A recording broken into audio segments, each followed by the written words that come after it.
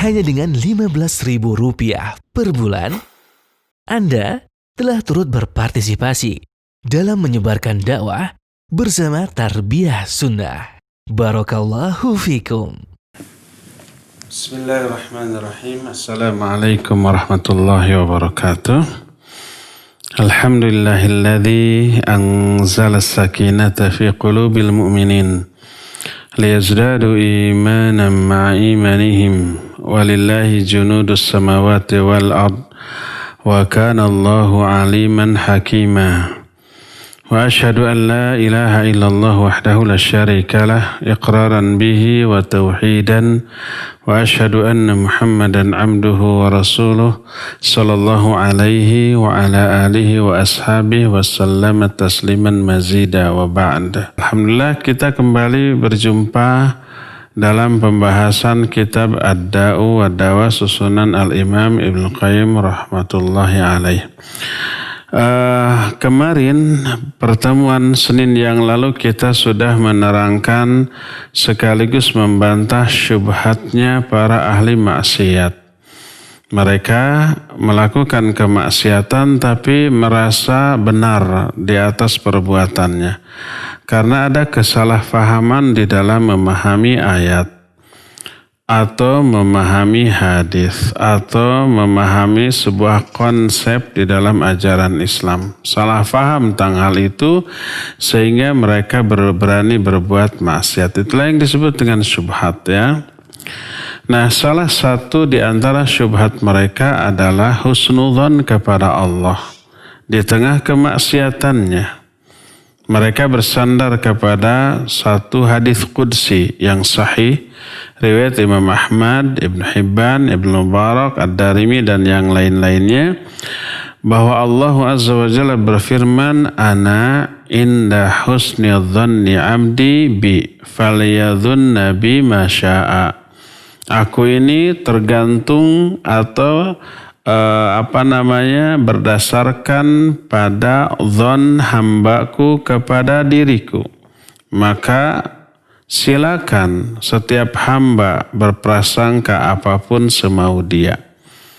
Nah, dari sini mereka menyatakan kalau mereka walaupun berdosa, walaupun bermaksiat, tapi menyangka bahwa Allah akan mengampuninya. Walaupun tidak taubat, walaupun tidak berhenti dari dosa dan maksiat itu. Karena keluasan rahmat, ampunan dan sifat pemaaf Allah.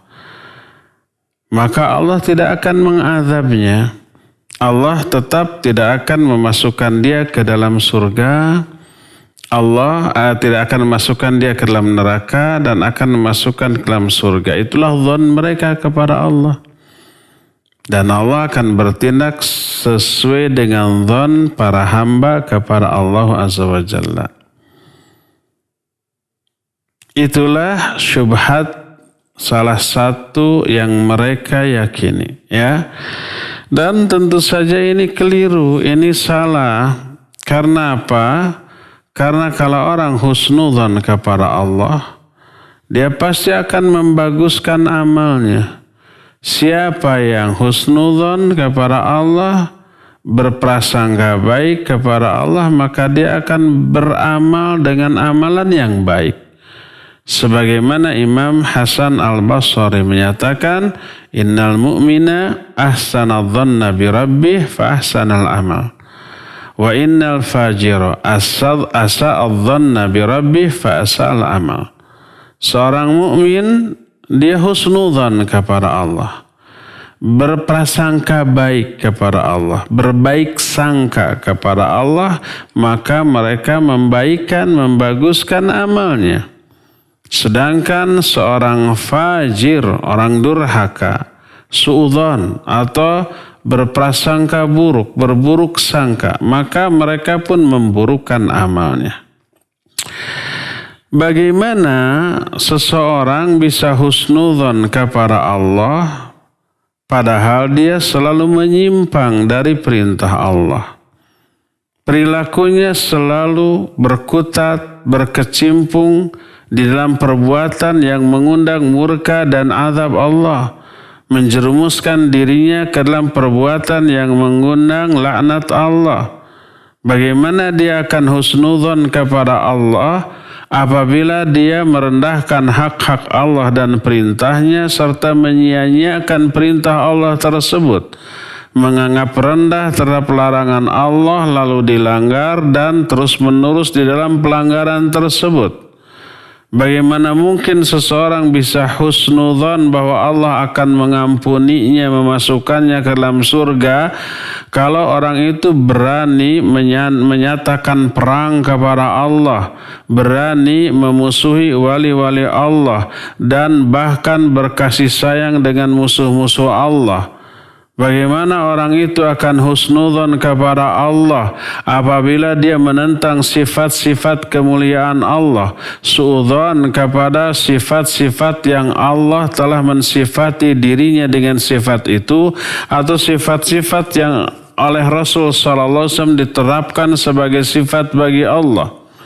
Kebodohannya menyangka bahwa memahami sifat secara zahir adalah kesesatan dan kekufuran. Bagaimana seseorang bisa husnudzon kepada Allah padahal dia meyakini bahwa Allah itu tidak berbicara, tidak memerintah, tidak melarang, tidak memiliki sifat ridha ataupun ghadab kepada Allah. Ya mungkin orang seperti itu husnudzon, ya, bahwa Allah akan berbuat baik kepadanya. Jangankan kepada Allah itu, seorang karyawan saja kepada bosnya. Karyawan ini selalu mangkir. Karyawan ini tidak disiplin. Karyawan ini tidak benar kerjanya. Karyawan ini selalu membuang-buang waktu di tengah pekerjaannya dengan hal yang tak bermanfaat. Lalu dia husnudzon bahwa bosnya akan mempromosikannya, menaikkan gajinya, menambah fasilitasnya, menaikkan pangkatnya. Apa mungkin begitu? Tidak mungkin, ya, tidak mungkin seperti itu. Apalagi kepada Allah yang maha sempurna. Allah berfirman tentang orang-orang yang berburuk sangka kepada Allah, melakukan atau memiliki pemahaman yang keliru tentang Allah, tapi tetap husnudzon. Apa akibatnya? Allah membinasakan mereka. Allah berfirman dalam surah Fussilat 23, "Wa dzalikum dhannukumul ladzi dhanantum bi rabbikum ardaakum fa asbahtum minal khasirin." Kata Allah Azza wa Jalla, itulah dzan kalian yang kalian prasangkakan kepada Rabb kalian. Maka Allah membinasakan kalian sehingga kalian menjadi orang-orang yang rugi. Ya, mereka yang dijelaskan di dalam ayat ini adalah mereka yang ketika menyangka bahwa Allah itu tidak mengetahui banyak apa yang mereka lakukan. Sebenarnya itu suudzon mereka kepada Allah. Lalu mereka Allah membinasakan mereka karena dzan seperti ini. Dan itulah keadaan setiap orang yang mengingkari sifat-sifat kemuliaan Allah Azza wa Jalla, atau mensifati Allah dengan sifat yang tidak layak bagi Allah Subhanahu wa Ta'ala. Terus di tengah dzan mereka seperti itu, mereka menyangka bahwa Allah akan memasukkan mereka ke dalam surga. Pada hakikatnya itu bukan husnudzon, tapi mereka tertipu oleh diri sendiri, terbujuk, terperangkap rayuan setan laknatullahi alaih, bukan husnudzon kepada Allah Subhanahu wa Ta'ala. Coba perhatikan aspek ini dengan sebenar-benarnya perhatian. Apa mungkin dalam diri atau hati seorang hamba, ya, menyatu dua perasaan yang kontradiktif, dua sikap yang kontradiktif, yang bertolak belakang. Yaitu apa? Dia meyakini dia akan berjumpa dengan Allah. Meyakini bahwa Allah selalu mendengar semua ucapannya, melihat semua keadaan dan tempat dia, mengetahui aspek lahirnya ataupun aspek batinnya. Meyakini tak ada sesuatu pun yang tersembunyi dalam pandangan dan ilmu Allah tentang urusan orang tersebut. Meyakini dia itu selalu diawasi oleh Allah dan akan ditanya tentang semua amalannya.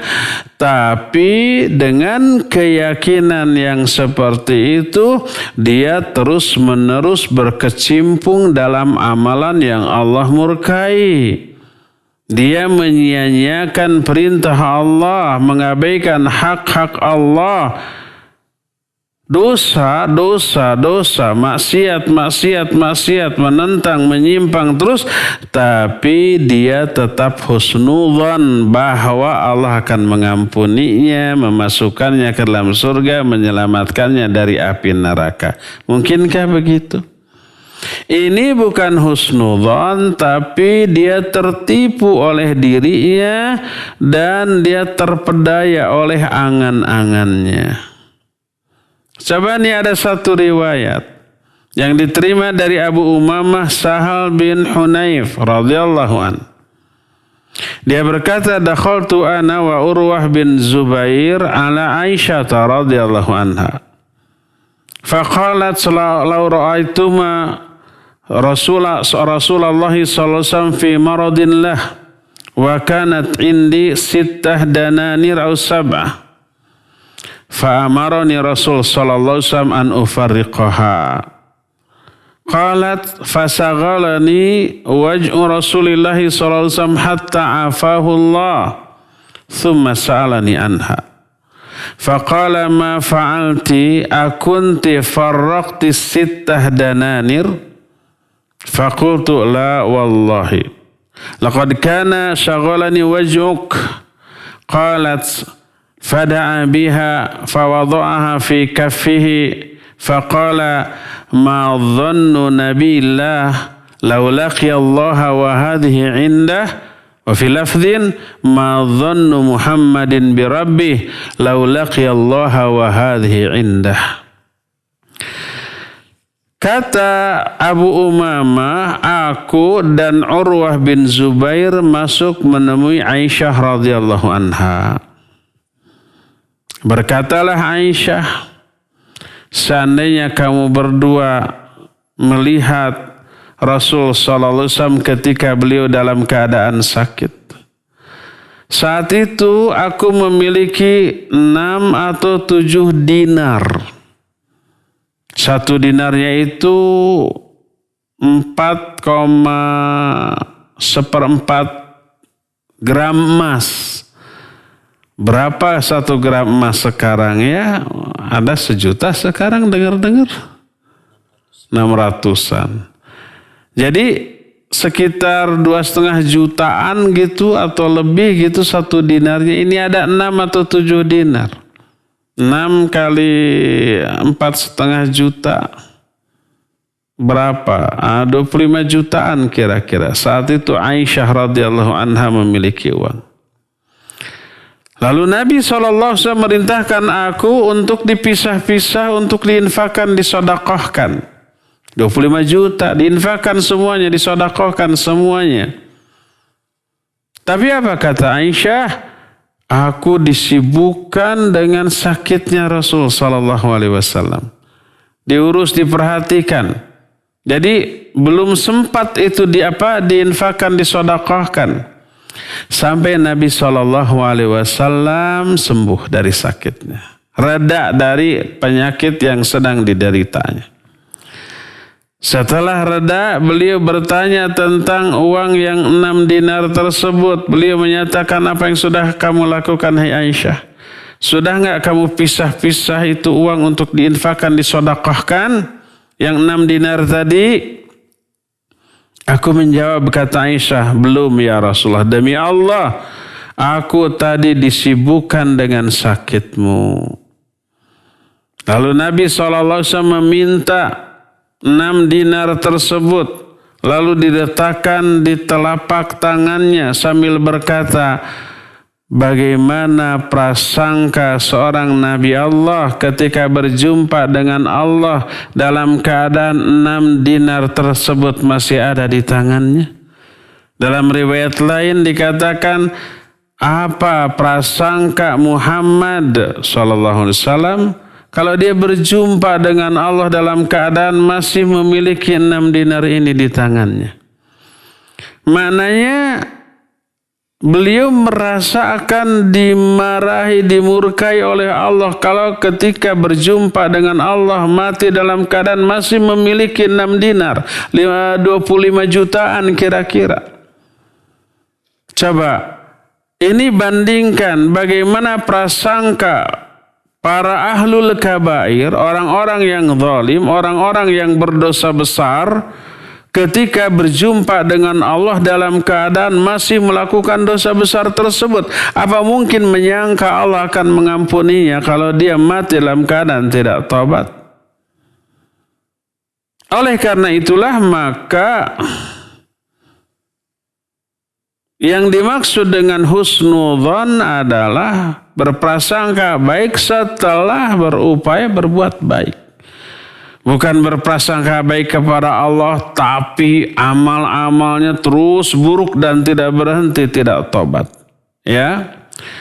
Kalau mereka berkata sebagai berikut, niscaya perkataan itu akan bermanfaat. Hasanan Dhununa nabika annaka lan tu'adziba zaliman wala fasiqan falyasna'al 'abdu ma syaa wal yartakib kullama nahallahu an falyuhassin dhannaka billah fa innan nara la tamussuhu. Kalau umpamanya dia berkata, iya, dugaan kami kepada Engkau ya Allah, bahwa Engkau tidak akan mengazab orang yang zalim dan orang yang fasik, maka setiap hamba bebas berbuat semau-maunya, melanggar semua yang Allah larang, dan tetap berhusnudzon kepada Allah bahwa neraka tidak akan menyentuhnya sama sekali. Subhanallah. Bagaimana seorang hamba bisa tertipu dengan pemikiran seperti itu? Berkata Ibrahim alaihi salatu wassalam kepada kaumnya para penyembah berhala, kata beliau, aifkan alihatan dunallahi turidun fama dhannukum birabbil alamin. Apakah ilah-ilah sesembahan-sembahan yang palsu, yang dusta yang kalian inginkan selain Allah? Bagaimana prasangka kalian kepada Allah? Makna bagaimana prasangka kalian kepada Allah? Fama dhannukum bihi ayyaf'ala bikum idza laqitumuhu wa qad abadtum ghairah. Menurut kalian, menurut prasangka kalian, apa yang Allah akan lakukan kepada kalian seandainya kalian berjumpa kepada Allah dalam keadaan dulu kalian menyembah kepada selain Allah? Kira-kira dugaan kalian gimana tuh? Coba umpamanya seorang anak, murid sekolah diberi PR oleh gurunya 10 soal. Tapi ada si ibu guru, bapak guru berpesan, kamu pulang nanti jangan langsung main. Kerjakan dulu PR-mu nih, gitu ya. Tapi pas pulang dia langsung main. PR-nya tidak disentuh sedikit pun, malamnya tidur atau nonton TV atau main komputer gitu ya. Tidak dikerjakan sampai esoknya. Esoknya datang ke sekolah dalam keadaan masih belum membuat PR. Kira-kira dugaan si anak terhadap gurunya itu gimana? Apakah akan diam, akan memuji, mengelus-ngelus, atau masaboro, ataukah akan menghukumnya? Tentu saja dia akan menduga, waduh, deg-degan nih, takut. Mencari alasan untuk bolos atau gimana. Karena takut. Pasti apa? Pasti dia menyangka gurunya akan menghukumnya. Tidak mungkin gurunya bersikap sama kepada murid yang mengerjakan PR dengan yang tidak mengerjakan PR. Zalim kalau begitu guru. Yang tidak mengerjakan dibiarkan, ya tidak dihukum. Yang mengerjakan juga dibiarkan, tidak diperiksa. Zalim itu. Apalagi Allah Azza wa Jalla, ya. Makanya Ibrahim berkata kepada kaumnya yang menyembah berhala, apakah ilah-ilah sembahan palsu selain Allah yang kalian inginkan? Bagaimana prasangka kalian kepada Allah Rabbul Alamin bila kelak kalian berjumpa dengannya? Kalian berjumpa dengan Allah dalam keadaan dulu menyembah kepada selain Allah. Kira-kira gimana prasangka kalian? Apa yang Allah akan lakukan kepada kalian? Pasti semua meyakini pasti diazablah. Siapa orang yang memperhatikan masalah ini dengan sebenar-benarnya perhatian, maka dia akan mengetahui bahwa husnudzon kepada Allah harus diwujudkan dalam bentuk membaguskan amal untuk dirinya. Karena yang memotivasi seorang hamba untuk membaguskan amalnya adalah karena bagusnya prasangka dia kepada Allah. Bahwa Allah itu akan membalas semua amalnya, memberi pahala atas perilaku yang baiknya, menerima semua amal solehnya. Maka yang memotivasi orang untuk husnul amal adalah husnudzan kepada Allah. Yang memberikan dorongan orang untuk melakukan amal baik adalah husnudzan atau baiknya prasangka dia kepada Allah. Setiap kali dia husnudzon kepada Allah, dia akan membaguskan amalnya. Kalau tidak, maka husnudzon kepada Allah, tapi tetap mengikuti hawa nafsunya, itu sebuah kelemahan dan kemalasan. Dia tuh ingin berbuat baik tapi berat, malas gitu ya. Inginnya apa? Dosa, inginnya maksiat. Karena dosa dan maksiat rata-rata menyenangkan. Walaupun lebih melelahkan, merusak, lebih mahal biayanya. Apakah untuk mabuk itu tidak merusak, tidak lelah dan tidak mahal? Mahal. Minuman keras itu jauh lebih mahal daripada air kopi satu saset. Satu gelas berapa? 2.000 gitu, 3.000. Kalau umpamanya yang memabukkannya ratusan ribu, ada yang jutaan satu botolnya. Katanya, bukan pengalaman. Apakah untuk berjudi tidak capek, tidak lelah, dan tidak membutuhkan banyak uang?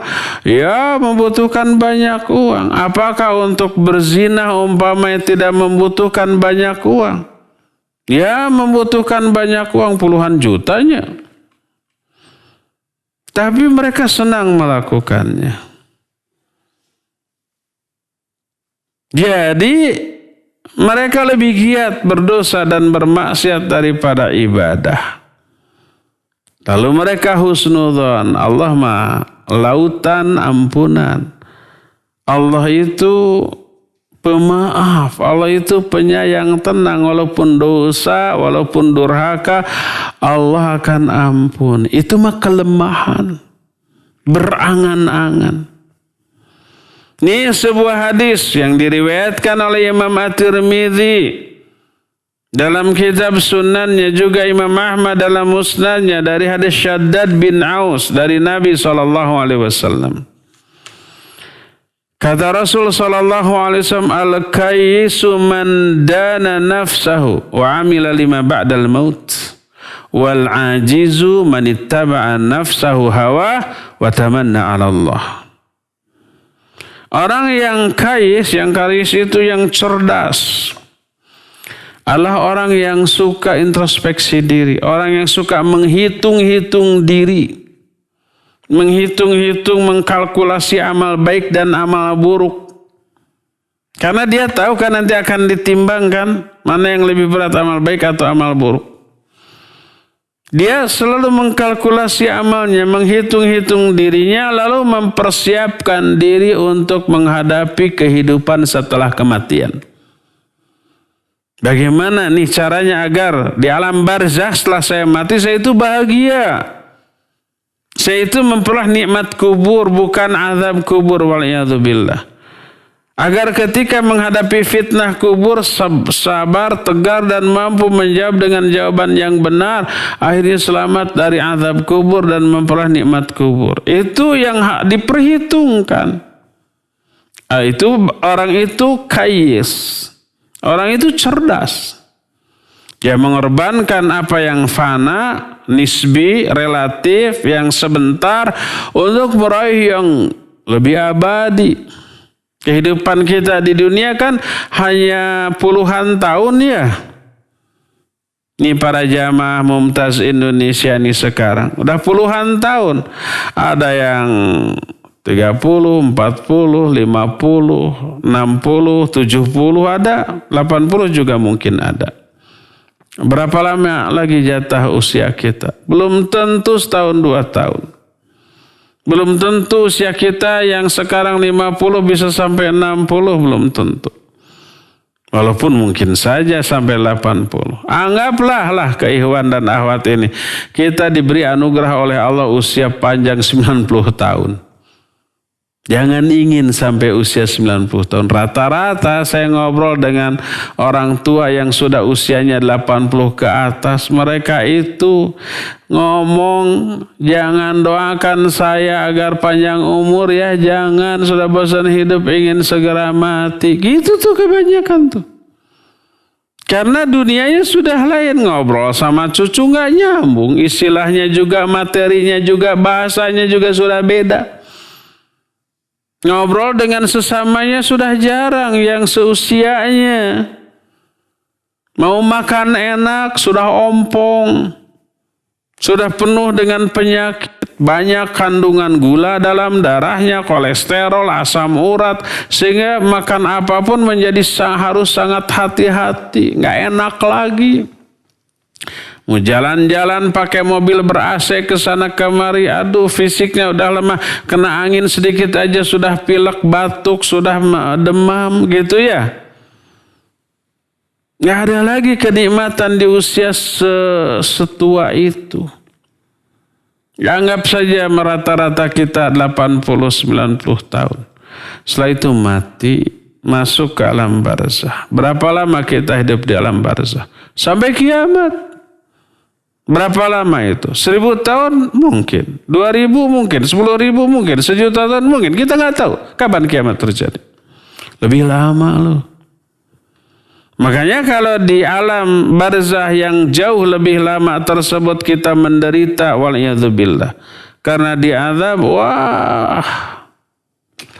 sekedar mencari, mengejar kehidupan yang senang di dunia sesaat atau beberapa saat, mengorbankan kehidupan yang lebih panjang di alam barzakh. Gak cerdas tuh orang. Orang yang cerdas adalah orang yang lebih mengejar kehidupan yang abadi walaupun harus mengorbankan kehidupan yang sementara di dunia ini. Makanya kata Nabi SAW, al-kayyis man dana nafsah wa amila lima ba'dal maut. Orang yang cerdas adalah orang yang mengkalkulasi amal untuk dirinya sendiri dan beramal untuk kehidupan setelah kematian. Itu cerdas. Wal ajiz, adapun orang yang lemah adalah manittaba nafsahu hawa wa tamanna 'ala Allah. Orang yang lemah itu orang yang hawa nafsu, dirinya selalu mengikuti hawa nafsunya. Orang Sunda bilang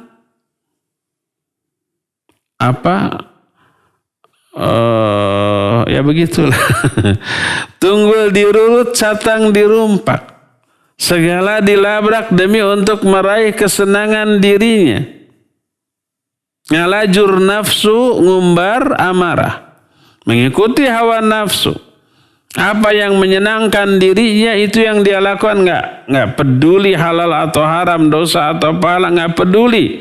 Yang penting dirinya happy dan senang. Yang dianutnya prinsip hedonism, mempertuhankan segala yang dianggap nikmat, menyenangkan, membahagiakan. Itulah Tuhan saya.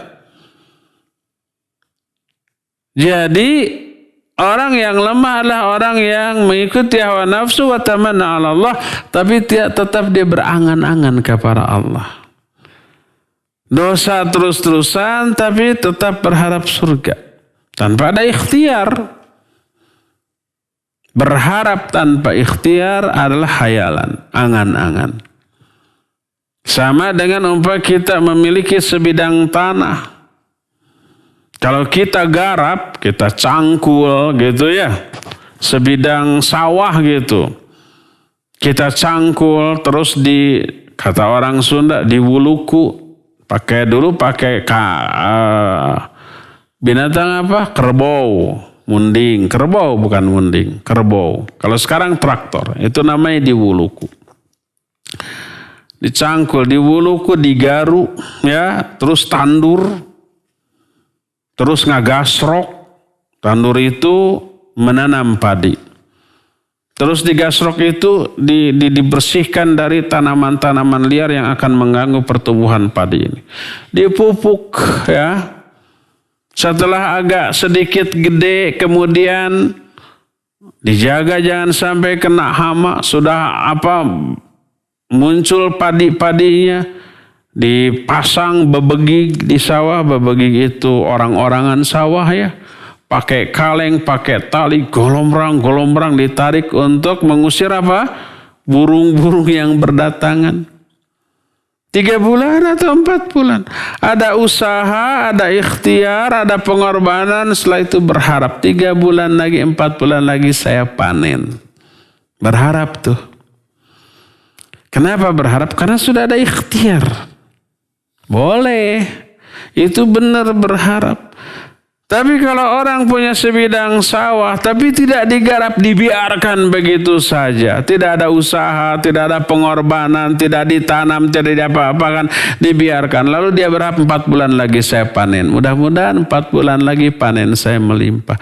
Itu bukan berharap, tapi berkhayal, ngelamun, berangan-angan. Karena tanpa ikhtiar, tanpa usaha, tanpa pengorbanan. Ya enggak?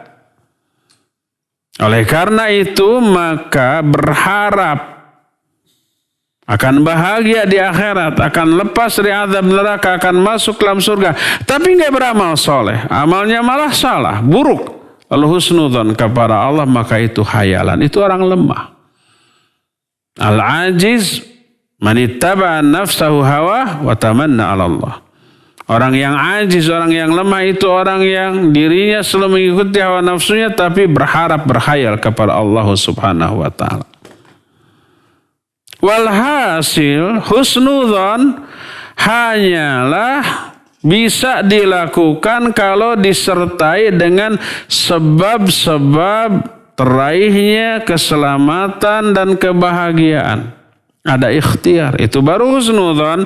Adapun orang yang husnudzon padahal usaha yang dilakukannya itu hanya menyebabkan kebinasaan.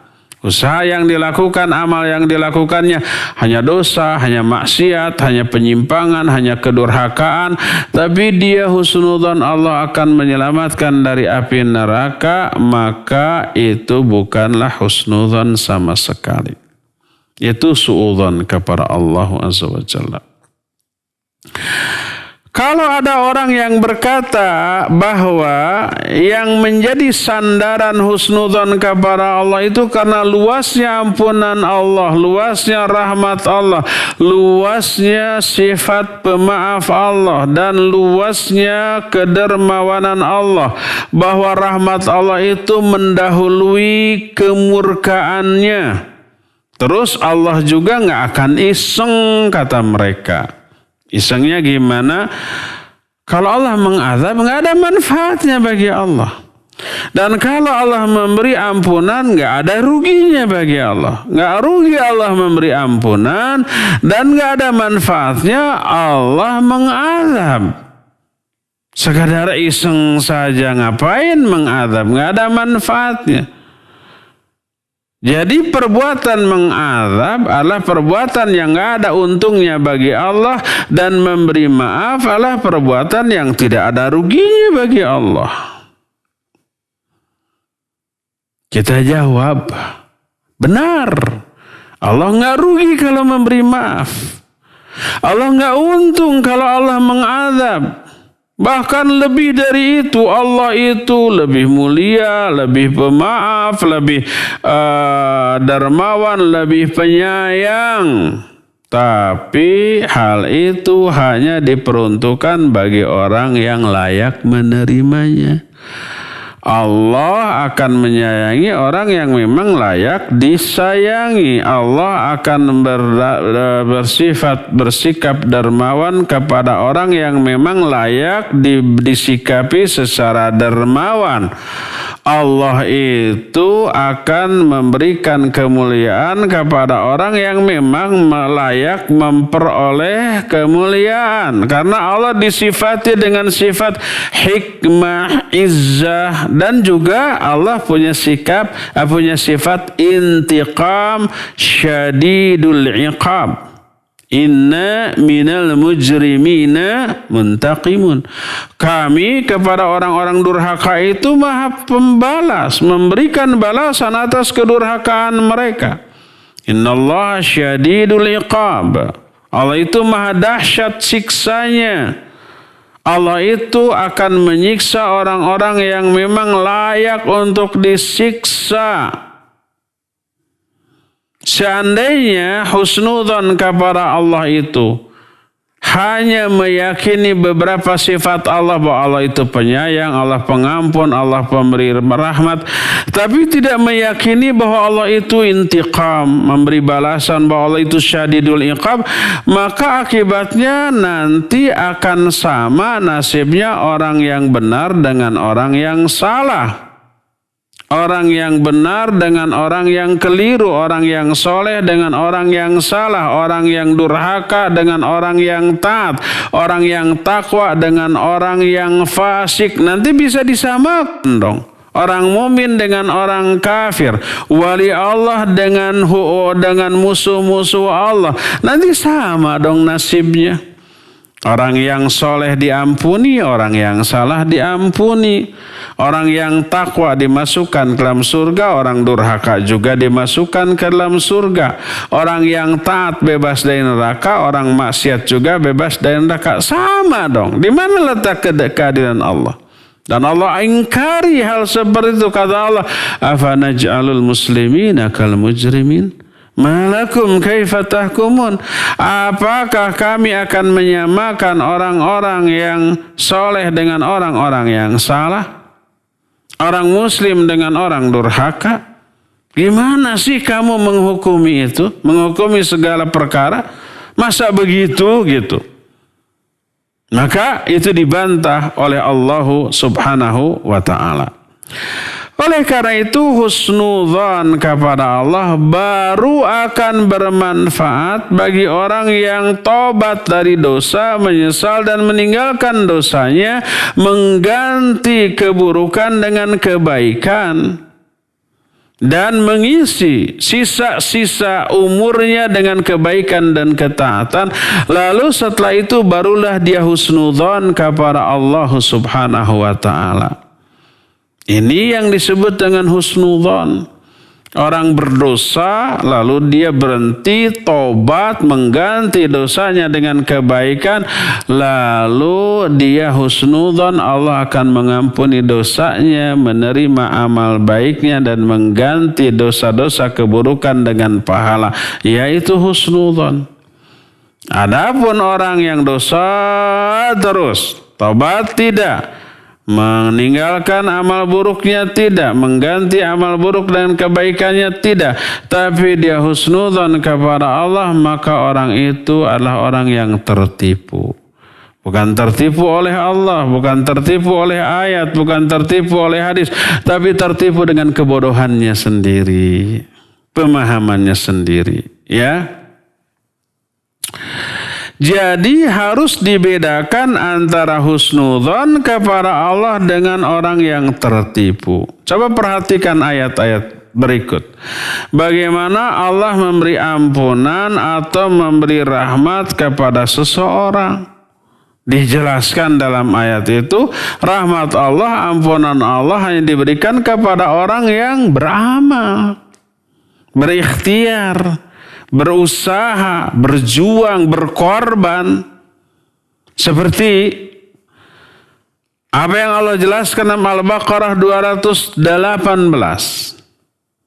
Kata Allah Subhanahu wa taala, Innal ladzina amanu wal ladzina hajaru wa jahadu fi sabilillah ulaika yarjuna rahmatullah.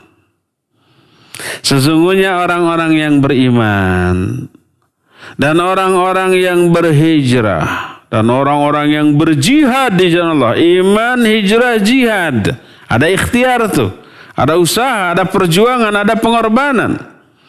Mereka lah orang-orang yang mengharapkan rahmat Allah. Mereka berharap itu setelah berusaha, berjuang, iman, hijrah, jihad, baru berharap. Kalau tidak ada usaha, tidak ada perjuangan, tidak ada pengorbanan, itu bukan berharap, ngayal itu. Itu berangan-angan, itu melamun, itu mimpi, ya enggak? Jadi Allah Azza wa Jalla menerangkan di dalam ayat ini bahwa orang tersebut berharap setelah berjuang, iman, hijrah, dan jihad. Bukan setelah berbuat dosa dan kedurhakaan lalu berharap dapat ampunan walaupun tidak tobat. Bukan. Coba lihat lagi surah An-Nahl ayat 110. Allah Subhanahu wa taala berfirman di dalam ayat tersebut. Kata Allah Azza wa Jalla, "Tsumma inna rabbaka lilladzina hajaru min ba'di ma futinu tsumma jahadu wa sabaru inna rabbaka min ba'diha laghafurur rahim."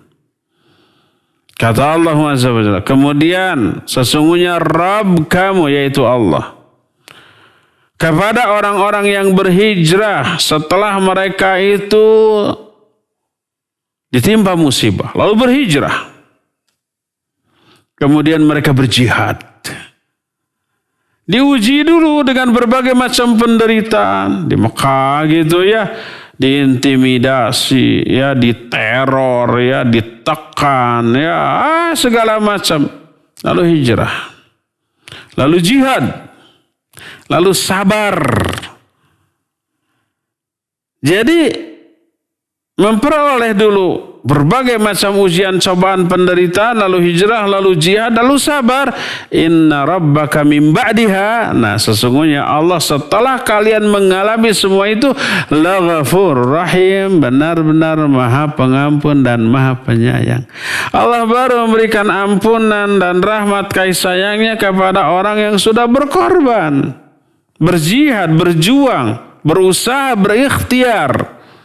Baru akan Allah berikan ampunannya dan akan Allah berikan rahmatnya.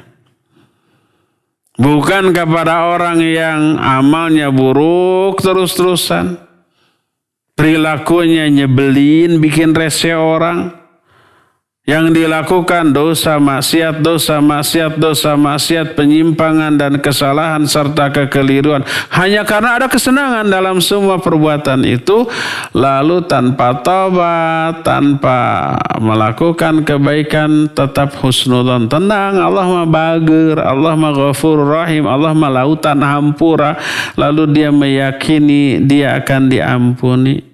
Itu bukan husnudzon. Itu suudzon kepada Allah. Itu tertipu oleh kebodohan dan pemahamannya yang salah faham terhadap sifat Allah dan ayat-ayat yang menerangkan hal itu. Ayat menjelaskan rahmat Allah, ampunan Allah, maaf Allah hanya Allah akan berikan kepada orang yang sudah berikhtiar dan berusaha. Walhasil orang alim akan menempatkan roja atau harapan pada tempatnya, sedangkan orang jahil tertipu dengan kesalahfahamannya dan menempatkan sifat Allah bukan pada tempat yang sebenarnya. Nah, sekarang kita lihat Kebanyakan orang-orang yang bodoh bersandar kepada rahmat Allah, ampunan Allah, kemuliaan Allah, tapi menyia-nyiakan perintah Allah, melanggar larangannya, dan lupa bahwa Allah itu syadidul iqab, dan bahwa sesungguhnya Allah itu tidak akan menahan azabnya terhadap orang-orang yang durhaka. Siapa orang yang bersandar kepada sifat pemaaf Allah dan ampunan Allah, tapi dia terus-menerus di dalam dosa, orang itu mu'anid. Mu'anid itu orang yang durhaka, orang yang menentang. Berkata Ma'ruf, salah seorang ulama, rajauka li rahmatin ma lam rajauka li rahmatin ma man la tuti'uhu minal khadlan wal humuq. Kalau kamu berharap kepada Allah yang tidak kamu taati, harapan kamu kepada zat yang tidak kamu taati adalah kehinaan dan kebodohan.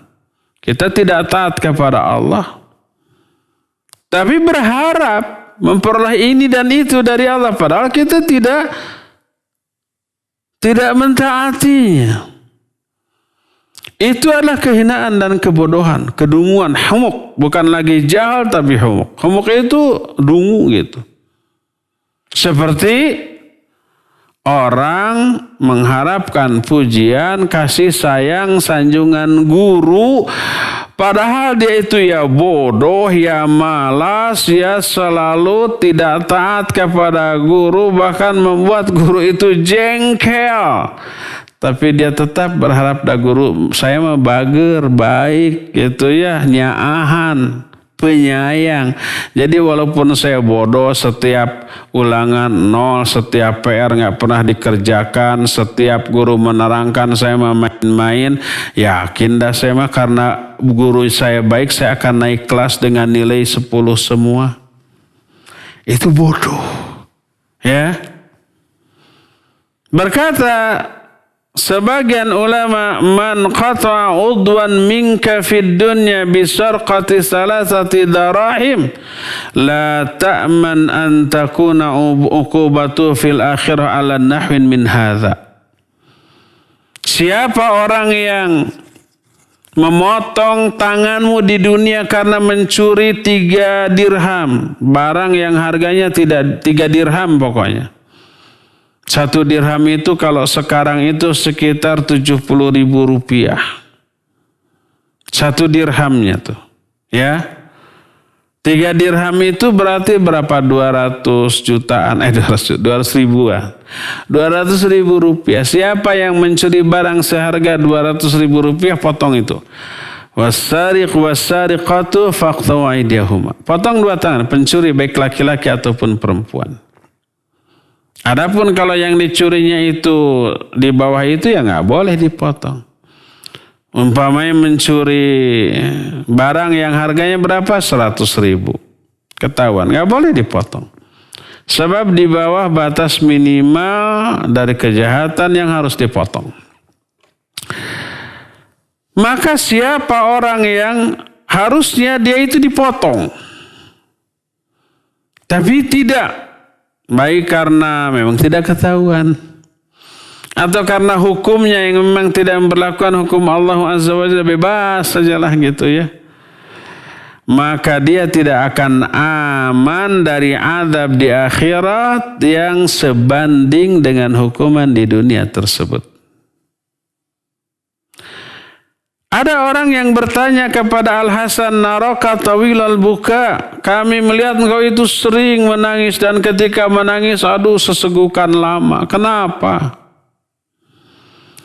Dia menjawab, akhafu ayyatrahani finnar wala yubali. Aku takut Allah akan mencampakkan aku ke dalam neraka dan dia tidak peduli terhadap hal itu. Khauf. Kenapa Allah Azza wa Jalla akan mencampakkannya itu? Karena mungkin kalau dia melakukan kedurhakaan dan mengabaikan perintah Allah Subhanahu wa ta'ala. Dan suatu saat Al-Hasan juga berkata, inna qauman alahatsum amaniul maghfirah hatta kharaju minad dunya bighairi taubah. Yaqulu ahadum li anni uhassinu dhann bi rabbi wa kadzab. Lau ahsana dhann la ahsanal amal. Ada orang, dia dilalaikan oleh angan-angan ampunan Allah yang maha luas sehingga dia meninggalkan dunia ini dalam keadaan tidak bertobat. Mereka orang seperti itu berkata, aku husnudzon kepada Allah. Apa kata Al-Hasan? Dia dusta. Seandainya orang itu husnudzon kepada Allah, pasti dia akan membaguskan amalannya. Siapa yang berbaik sangka kepada Allah, dia akan membaikkan amalnya. Siapa yang berprasangka bagus kepada Allah, dia akan membaguskan amalannya untuk Allah Subhanahu wa ta'ala. Ada seorang yang bertanya kepada Al-Hasan, ya Aba Sa'id, kaifa nasna bimujalasati aqwamin yukhawifuna hatta takada qulubuna tathir. Wahai Abu Sa'id, Abu Sa'id itu kunyah bagi Al-Hasan. Apa yang harus kami lakukan ketika bermuamalah dengan orang-orang yang membuat kami takut sampai-sampai hati kami ini terbang?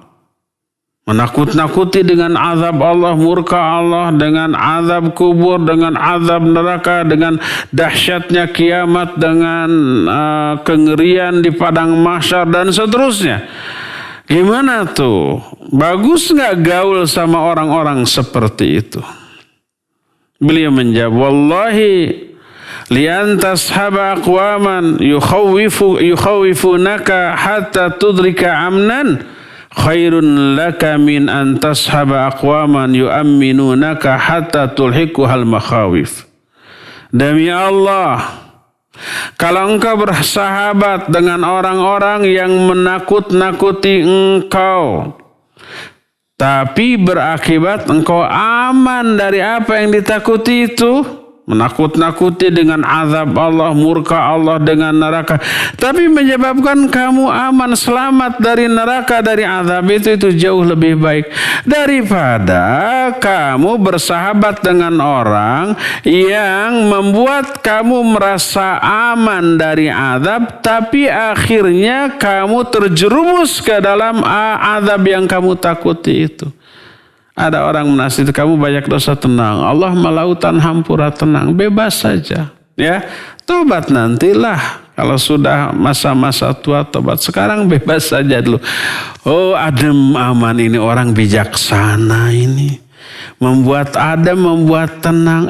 Ternyata dia terlambat taubat, akhirnya apa yang ditakutinya itu dialami.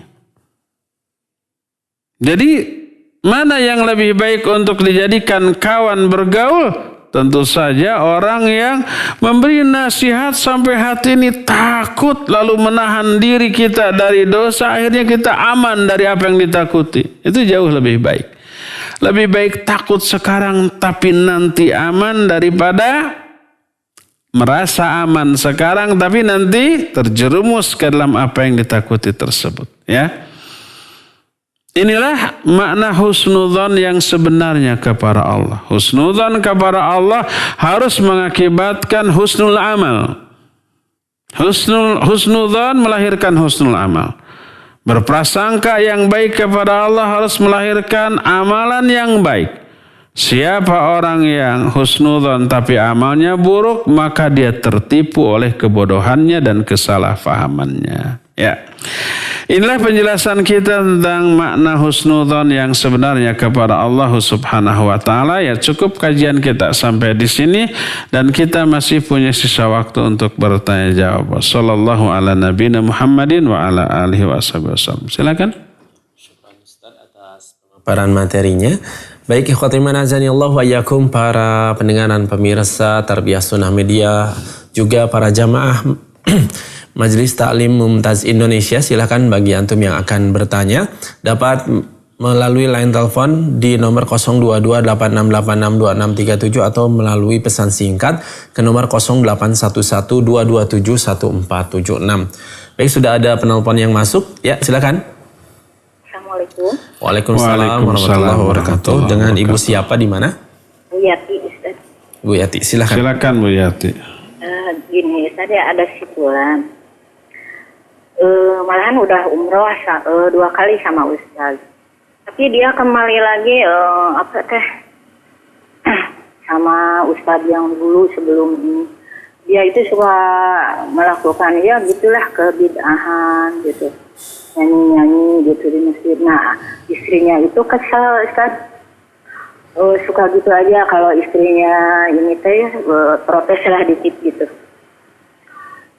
Udahlah katanya, jangan ini kamu nanti jangan ini ngehisab aku katanya nanti di akhirat gitu. Terus istrinya itu suka nanya apakah harus minta cerai atau apakah harus bersabar. Kata anak teh Ustaz, doain aja terus semoga dikasih hidayah. Memang dari dulu udah didoakan tapi mungkin belum husnuzonnya gitu aja Ustaz. Jadi gimana itu harusnya Ustaz? Gitu aja. Assalamualaikum warahmatullahi wabarakatuh. Jazakumullah khairan Ustaz. Iya, waalaikumsalam warahmatullahi wabarakatuh. Jazakillahu khair. Ibu Yati di Melongrin ya. Barakallahu fiik. Ada jamaah sudah 2 kali umrah dengan saya. Tapi setelah pulang umrah itu kembali kepada kebidahan, penyimpangan, nyanyi-nyanyi dan seterusnya. Oleh istrinya sudah diingatkan tapi dia menjawab jangan hisab saya di akhirat. Ya istrinya tidak mungkin menghisab. Yang menghisab siapa? Allahu subhanahu wa ta'ala. Apa yang harus dilakukan oleh istrinya?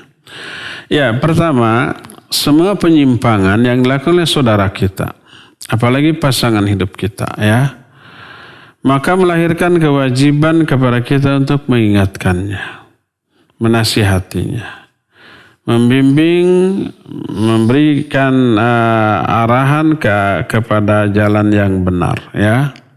Gimana caranya? Ya kalau bisa dinasihati langsung nasihati. Kalau enggak, ajak ke pengajian. Kalau sekarang kan enggak ada pengajian offline. Kajian langsung ya, ada online karena sedang musim pandemi COVID-19. Ya ada radio, setel radio bareng-bareng ya. Atau buka internet, setel YouTube atau Facebook atau Instagram yuk. Bareng-bareng. Kalau ada ketidaksetujuan, telepon ustadznya, tanya. Kalau ada kesalahpahaman bisa diluruskan, dikoreksi. Nah itu yang harus dilakukan. Jadi selama kita mampu memperbaikinya, perbaiki terlebih dahulu. Semaksimal yang kita bisa.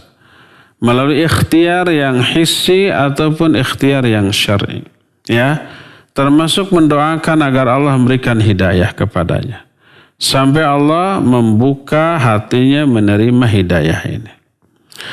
Kalau sudah diingatkan terus-menerus tetap tidak berubah, bahkan tambah parah. Apa yang harus dilakukan? Apakah si istri harus minta cerai? Tergantung.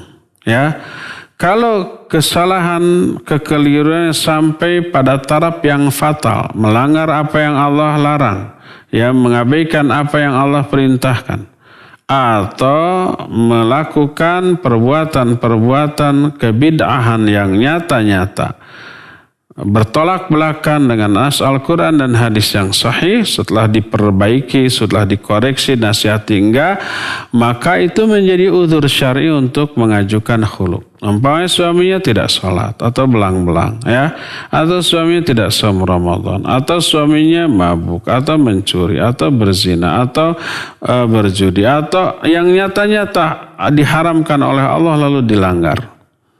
Setelah diingatkan, dinasihati berkali-kali, kekeh pada pendiriannya yang busuk itu, maka itu menjadi udzur syar'i untuk mengajukan khulu ya. Semoga Allah Azza wa Jalla memberikan hidayah kepada orang tadi. Wallahu a'lam. Silakan. Kita kembali ke penelpon melalui line telepon di nomor 02286862637. Ya, silakan. Ustaz, saya mau tanya. Ya, Pak Mul. Ya. Ada seseorang tidak mengerti sudon dan usnudon, tapi dia mengerjakan apa yang diperintahkan Allah dan meninggalkan larangan Allah dan mengikuti contoh-contoh Rasulullah SAW, itu orang itu baik atau tidak? Sekian, Assalamualaikum warahmatullahi wabarakatuh. Waalaikumsalam warahmatullahi wabarakatuh. Iya, ada orang tidak tahu apa husnudzon kepada Allah atau suudzon kepada Allah, tapi dia taat. Semua perintah Allah dilaksanakan, larangannya jauhi, sunnah-sunnah Rasul SAW diamalkan, mengamalkan agama ini sesuai dengan tuntunan sunnah. Baik apa buruk? Ya baiklah ya. Insya Allah orang itu baik selama memang semua perintah Allah dilaksanakan, larangannya dijauhi, dan sunnah Rasul SAW diikuti. Insya Allah baik Pak Mulia. Allahu a'lam. Silakan lagi. Baik, kita beralih dulu ke penanya melalui pesan singkat Ustadz dari Ibu Evi di Bandung. Beliau bertanya, Assalamualaikum, izin bertanya di luar tema, mohon maaf Ustadz. Insya Allah menghitung hari anak saya akan melahirkan anak pertama dan insya Allah cucu pertama saya. Doa dan surah apakah dalam Al-Quran yang sebaiknya saya dan anak saya baca agar dimudahkan dan dilancarkan, juga diberi keselamatan saat melahirkan nanti Ustadz. Jazakallahu khairan. Silakan. Barakallahu fiik. Ya, ada nggak doa minta dilancarkan urusan? Ya ada, ya. Agar diangkat dari musibah seperti itu, dari penderitaan. Kira-kira melahirkan itu penderitaan atau bukan? Ya iyalah. Tidak ada penderitaan yang lebih berat daripada melahirkan. Perjuangan antara apa? Antara hidup dan mati, ya. 9 bulan mengandung, apalagi sudah 7 bulan, 8 bulan semakin berat ya. Itu penderitaan seorang ibu itu, yang belum tentu mampu ditanggung oleh para laki-laki. Walaupun fisik laki-laki lebih kuat. Ya, membawa beban kemana-mana, ya tidur, mau terlentang, engap. Engap itu apa ya? Mau miring kiri kanan cangkel, mau tengkurap kegencet bayinya, serba nggak enak ya. Menjelang melahirkan badan pinggang amat sangat panas. Melahirkan, proses melahirkannya menimbulkan kontraksi. Kontraksi itu menimbulkan sakit yang tidak ada taranya. Sampai menahannya juga sampai tipe pereket dan tipe bergeg gitu ya. Saking sakitnya, nahan nafas. Kemudian paling beberapa detik gitu ya, 10 detik, 20 detik sudah. Tapi sakitnya nggak ketahan. Flong lagi, nanti datang lagi sejam sekali, setengah jam sekali, 15 menit sekali, 10 menit sekali, sampai makin dekat masa melahirkan itu makin sering, pas sampai kepada saat harus melahirkan itu perjuangan hidup dan mati. Semua ibu yang akan melahirkan menyangka jangan-jangan inilah saat kematian saya. Gak apa-apalah saya mati agar asal anak saya aja selamat. Itu semua ibu begitu. Coba tanyakan kepada wanita-wanita yang pernah melahirkan seperti itu. Suami-suami harus tahu. Sehingga tahu bagaimana hebatnya penderitaan seorang istri saat mengandung dan melahirkan. Ya. Ada enggak doanya? Ada ya. Seperti baca la ilaha illa anta subhanaka inni kuntu minadh dhalimin. Siapa orang yang sedang mengalami kesulitan, penderitaan ya, lalu membaca doa itu maka akan dibebaskan seperti dibebaskannya Nabi Yunus dari perut ikan ya. Terus ada lagi Allahumma la sahla illa ma ja'altahu sahla wa anta taj'al huzna idza syi'ta sahla. Allahumma ya Allah la sahla illa ma ja'altahu sahla. Tidak ada kemudahan kecuali apa-apa yang engkau buat mudah. Wa anta taj'al huzna idza syi'ta sahla, dan engkau akan menjadikan kesedihan kalau engkau mau menjadi sebuah kemudahan. Ya, coba hafalkan saja doa itu dan baca sesering mungkin. Insyaallah Allah Subhanahu wa taala akan melancarkan. Semoga putri ibu yang lagi ngandung tadi ya dilancarkan proses kelahirannya, disehatkan baik ibunya maupun anaknya, dan kelak anaknya menjadi anak yang soleh atau solihah ya, amin. Wallahu alam. Silakan lagi. Syukran Ustadz atas jawabannya. Kita beralih dulu ke penanya melalui line telepon yang sudah masuk di nomor 0228686267. Ya, silakan. Halo. Ya.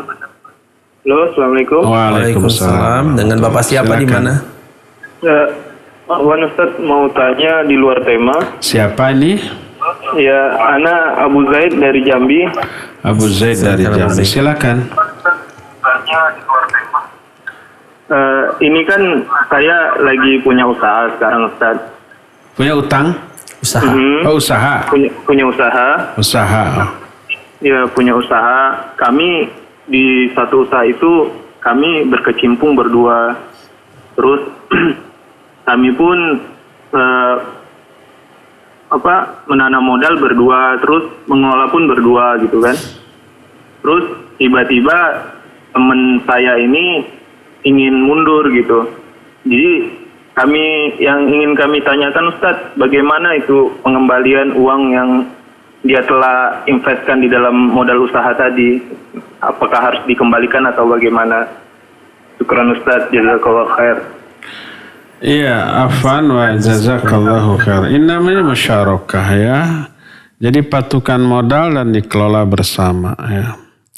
Gimana? Terus satu mundur, gimana caranya? Ya tergantung kesepakatan. Kalau modalnya 50-50 ya. Yang ini 50 juta, yang ini juga 50 juta. Nanti pembagian keuntungan juga 50-50. Karena modal yang ditanam sama besar dan peran kedua investor ini dalam mengelola usaha juga sama. Keuntungannya 50-50 ya. Nah, di tengah jalan kemudian salah satunya mundur karena salah satu alasan. Mungkin dia umpamanya sedang butuh uang sehingga mau menarik investasinya. Ya.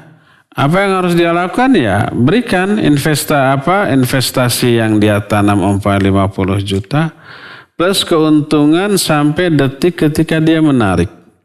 Kalau ada keuntungan, kalau nggak ada ya sudah maaf setelah dihitung nggak ada keuntungan nol. Atau rugi umpamanya kita rugi nih. Kalau rugi ruginya berapa persen? Ruginya itu dari modal yang ada kok tinggal tersisa yang asalnya 100 juta kok tinggal 80 juta lagi. Berarti 20 juta kerugiannya. Tanggung bersama 50-50 juga 10 juta 10 juta. Sekarang kamu mau ambil uangmu ya berarti tinggal 40 juta karena kita mengalami kerugian 20 juta jadi ditanggung setengah-setengah. Jadi dipotong menjadi 40 juta. Silakan berikan kepada dia. Kalau kita mau stop ya sudah berarti bagi dua semuanya. Dan kalau kita mau lanjut karena usahanya sudah jalan silakan lanjut dengan modal seadanya. Dengan SDM seadanya ya. Paling demikian, wallahu a'lam bishawab. Silakan. Syukran Ustadz atas jawabannya. Kita kembali ke penanya melalui pesan singkat dari Ummu Najma di Bandung. Assalamualaikum warahmatullahi wabarakatuh. Ustadz, bagaimana husnuzon kepada Allah di saat kami yang sudah lama menikah belum dikaruniai keturunan? Apakah husnuzon maknanya kita diberikan ujian karena Allah sayang atau husnuzon diberikan ujian disebabkan dosa kita? Syukron barakallahu fiik. Silakan. Iya, afan wa fika barakallah. Sudah lama menikah tidak dikarunia anak juga. Bagaimana husnuzonnya? Husnuzonlah itu yang terbaik bagi kita.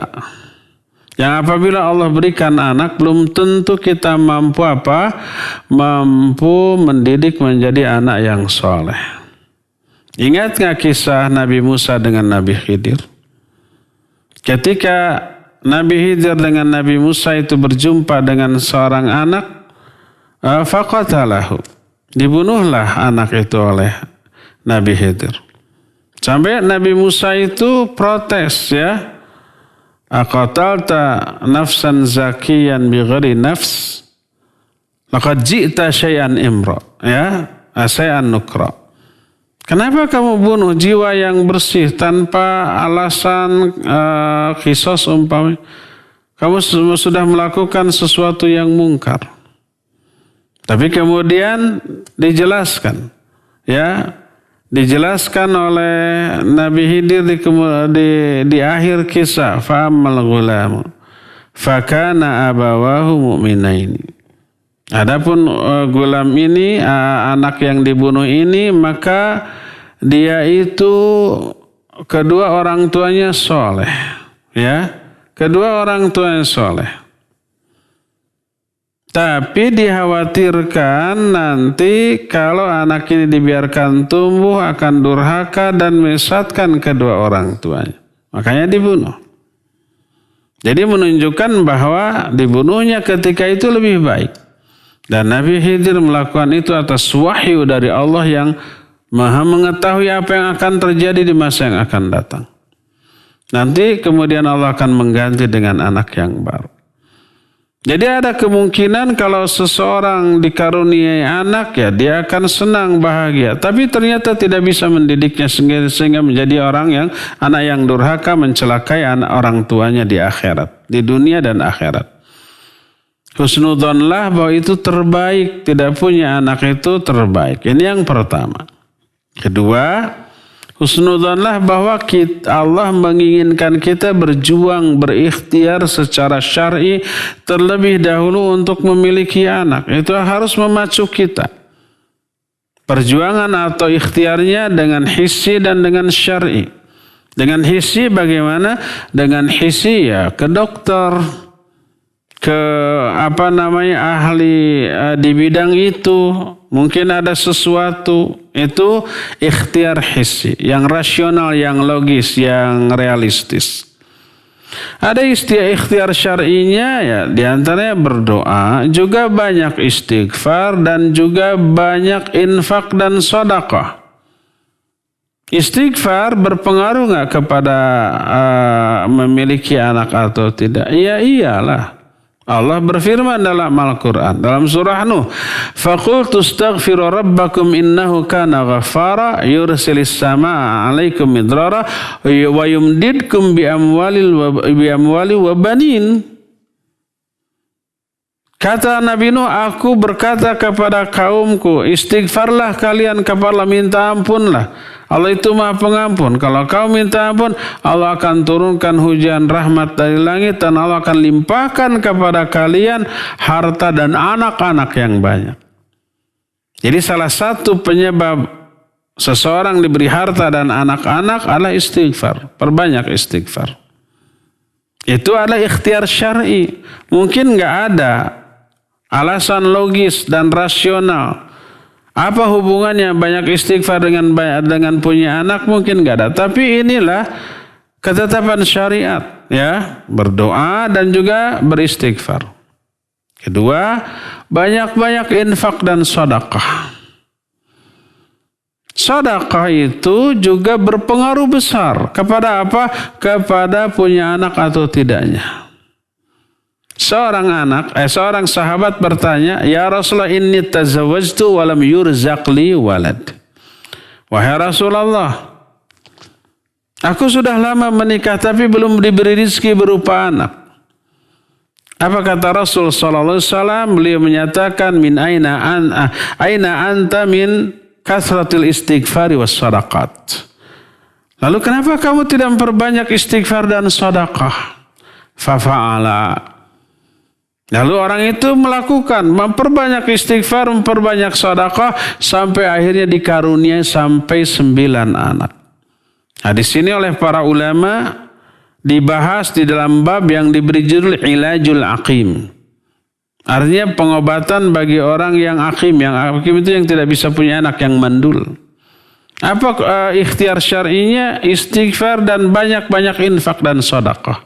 Silakan banyak sedekah kepada pihak-pihak yang memang layak untuk disaluri sedekah, para fuqara, para masakin, anak-anak yatim yang tidak memiliki harta, janda-janda tua yang sudah tidak memiliki suami yang menafkahi, ya, kepentingan-kepentingan dakwah fisabilillah, masjid-masjid, pesantren-pesantren, Ini kita sekarang lagi membangun ma'had, ini belum selesai.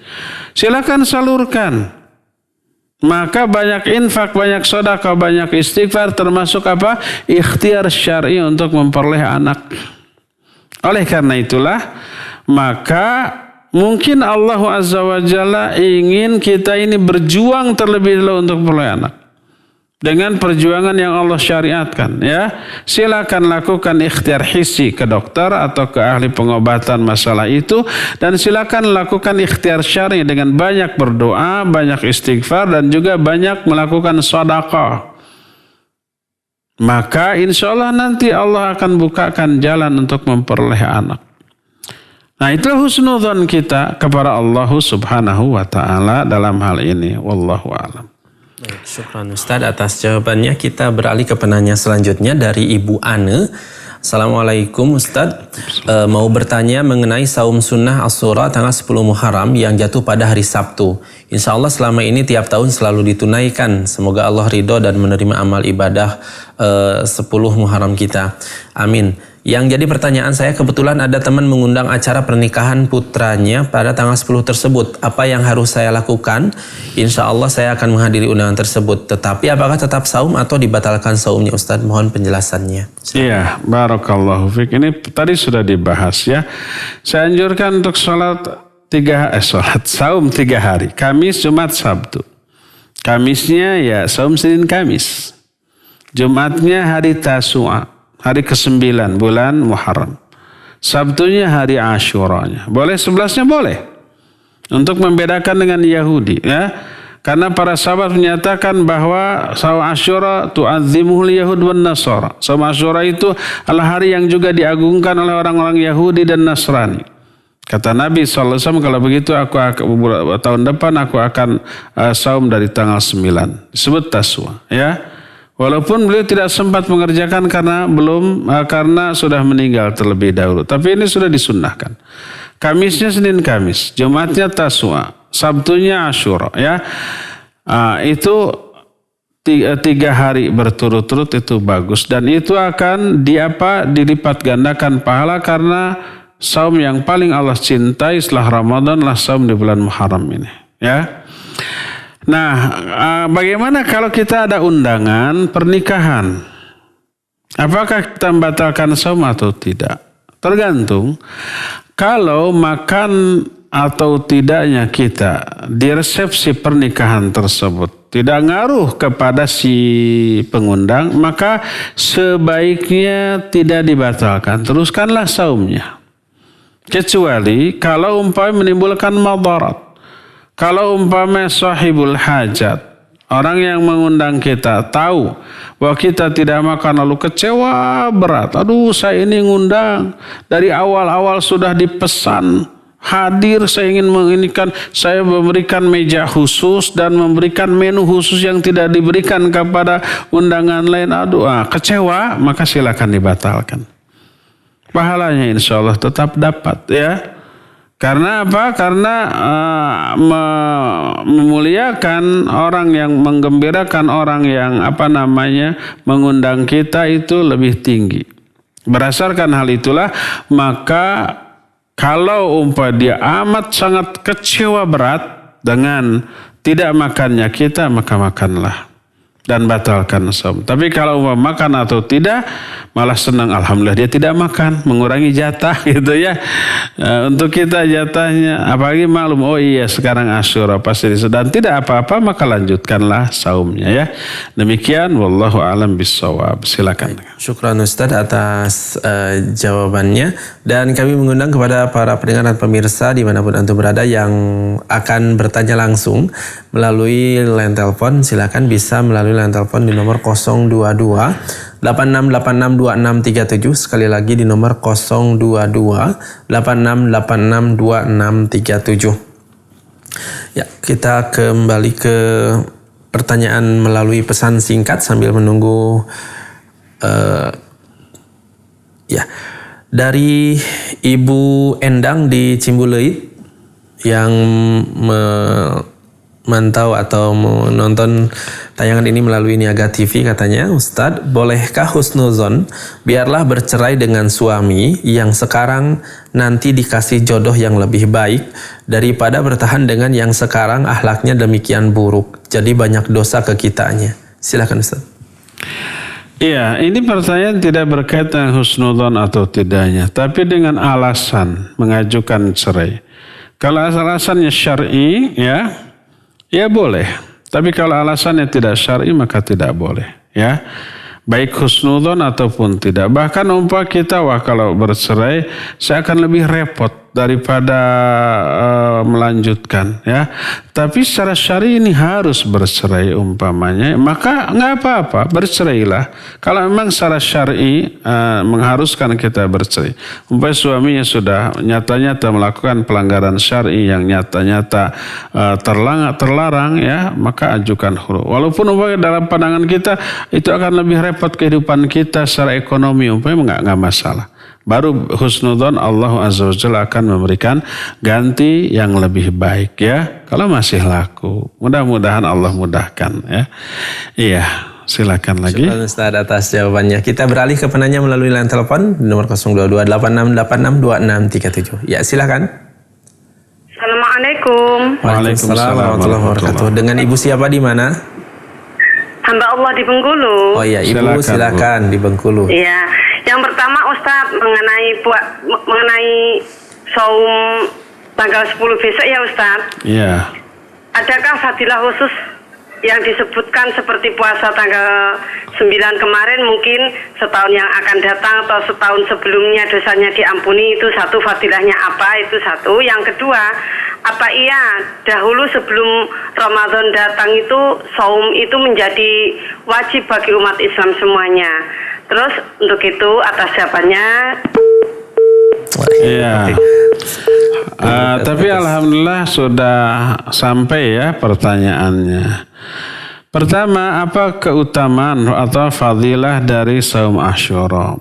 Ya, saum Asyura itu bisa menghapus tahun yang lalu. Berkata Rasul sallallahu alaihi wasallam, "Saumu yaumi Asyura yukaffiru sanatal madhiyah." Bahwa saum Asyura itu bisa menghapus dosa-dosa setahun yang lalu. Dan saum Arafah adalah menghapus dosa setahun yang lalu dan setahun yang akan datang. Mana yang lebih utama, Arafah apa Asyura? Ya, Arafah dari segi ini. Itu yang pertama.